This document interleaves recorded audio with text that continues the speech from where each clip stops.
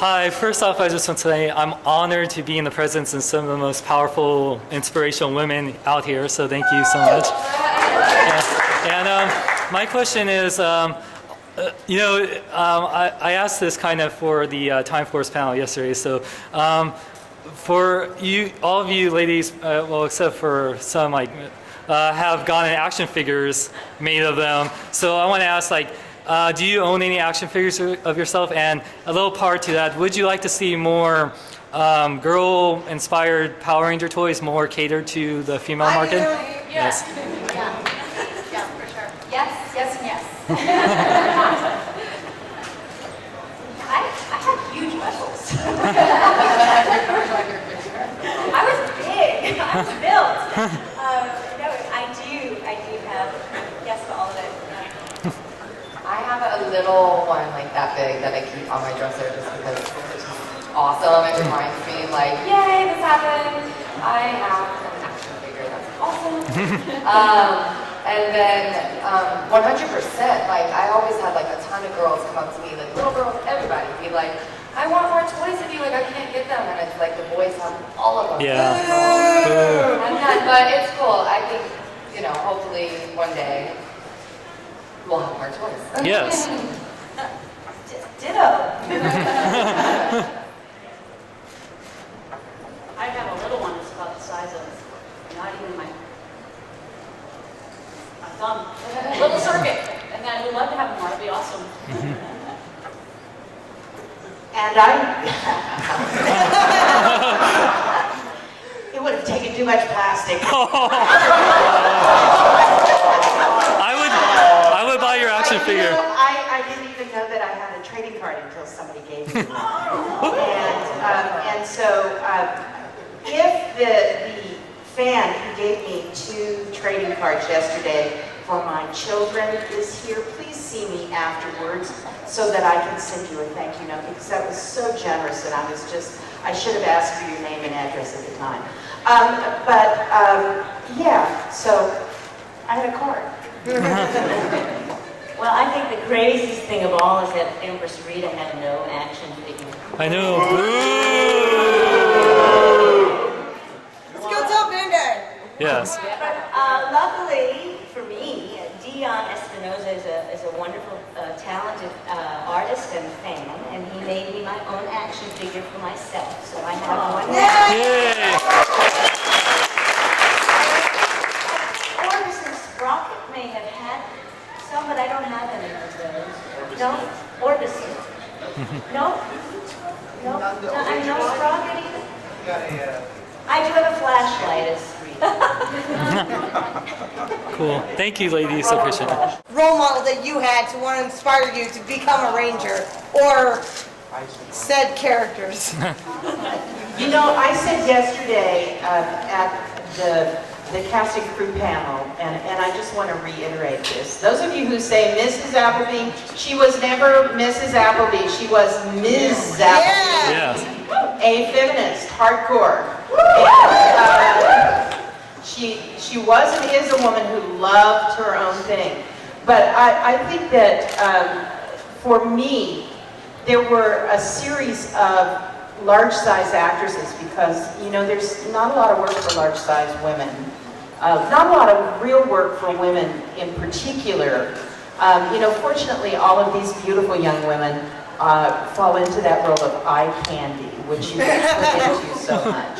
But that was the lovely thing about Power Rangers, I think, is that Power Rangers gave girls some really powerful role models that said, you can be beautiful, you can be feminine, at the same time kick butt. Yes. All of the girls who played those roles did it so well. But, thank you guys for doing that, because you gave my daughter the opportunity to be something other than a wuss.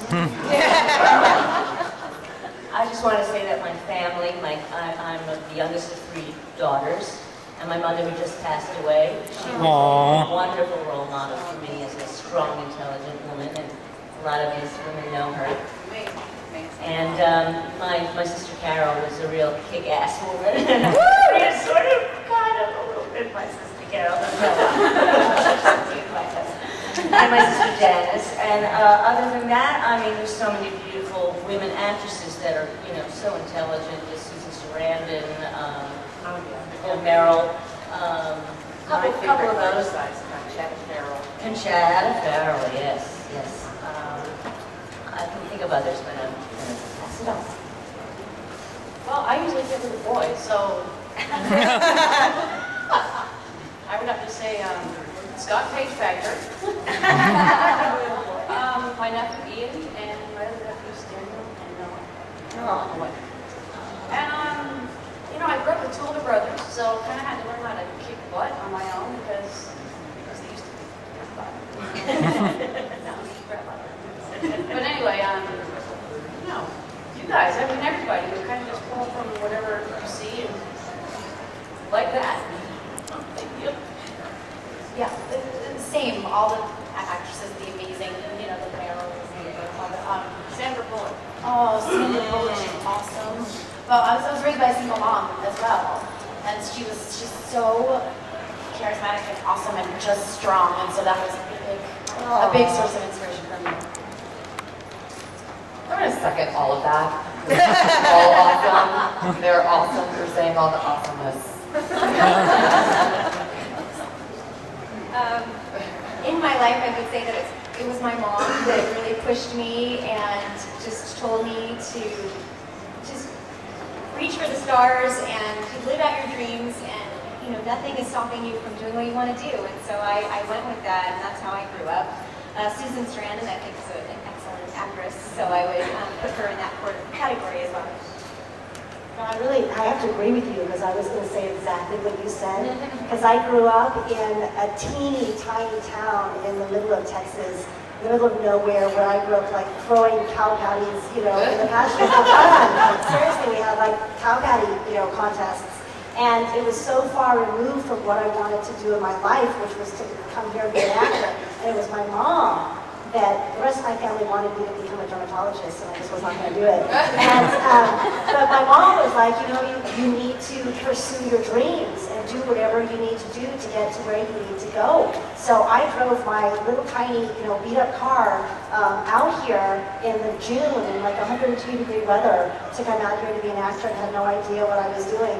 But it was really the foundation that I had with my mom to say, you know, you could do it, you only live once, you know, don't make a backup plan, don't make a second plan, because then you're not going to succeed at your first. So, you know, live your dreams and do it now. So I'd have to say my mom. Oh. I totally agree. I think now I'm a mom, I have a different appreciation of my mother and the sacrifices that she had to make to give me every opportunity she could. And I'll always be grateful to her for that. And then my first memory, and this is not because I'm Australian, but Olivia Newton-John was like my very favorite. I mean, I just wanted to be her. I used to channel her, I used to dress up like her. I went to my first formal at school, which was a Western theme, and I went as her from Greece. I just wanted to be her. Anyway. Stuck again, yes. I grew up at a time when women were really just coming into their own power as businesswomen, and I too had a very strong neutralizing the playing field of being able to raise the bar, push the limits, try things that haven't been tried before, and that's what we encourage you to do too. So thank you, that's a great question. Would you like to weigh in? The question? My question was, you're also pretty and powerful. Who inspired you? Well, I have to say, I'm really, really grateful for my mom. I was raised in Kuwait and Arabia, and at a time where a lot of people, I think, that thought that really, there wasn't a lot of equality for women. To this day, we struggle. But my mom was a Scot who left her little village in Scotland and went in the 60s to a world where really she entered a place where she was the only blonde person, in her view.